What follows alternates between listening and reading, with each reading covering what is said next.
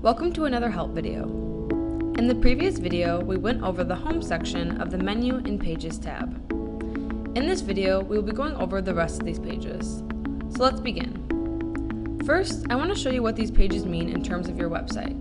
So I'm going to go to our demo website, and as you can see, listed on the top here are the various pages. Note that there are also sub-pages under these pages, which we will go into greater detail about later in this video. Now that you have some context, let's go over how to operate these pages. All of these pages essentially operate the same. However, there are special pages and standard pages. The pages with the logos next to them are the special pages, which include on-air, photos, podcasts, and eClub. The pages with what looks like a piece of paper icon next to them are the standard pages, which are music, news, community, interact, and contact. Let's go over an example of a special page first.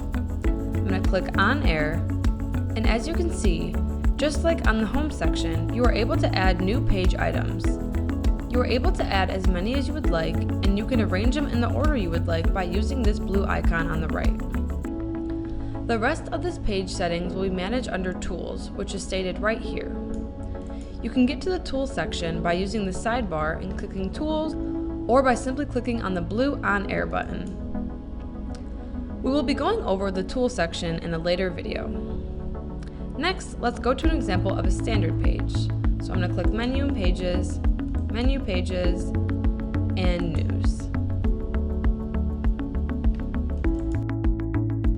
We are now on the News page, which is considered a standard page. The main difference between special and standard pages is that standard pages are managed under their own tab.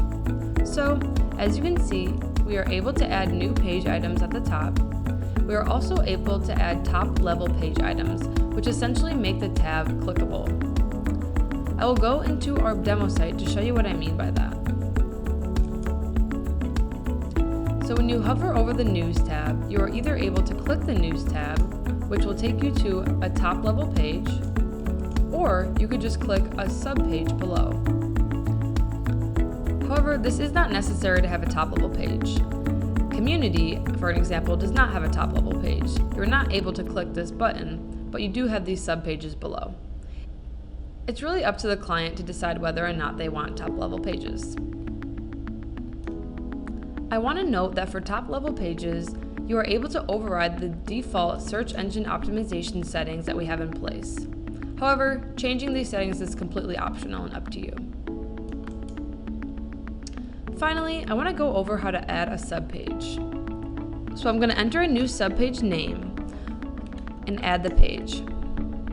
Once you add the new subpage, you are able to move, edit, and delete it. You can also make it visible or invisible by checking and unchecking this box. Finally, let's click the gear icon to go into the page settings. I want to note that it is important to proceed with caution when changing these settings. Modifying the page slug and parent page will break any existing links to this page, so be cautious. That wraps up this video. As always, if you have any questions, feel free to click on our page demo, which will go through all the content that we just went through. Visit our help article, which will have answers to any questions you may have, or contact customer support. Thanks for watching. Be sure to check out our other help videos, and we'll see you next time.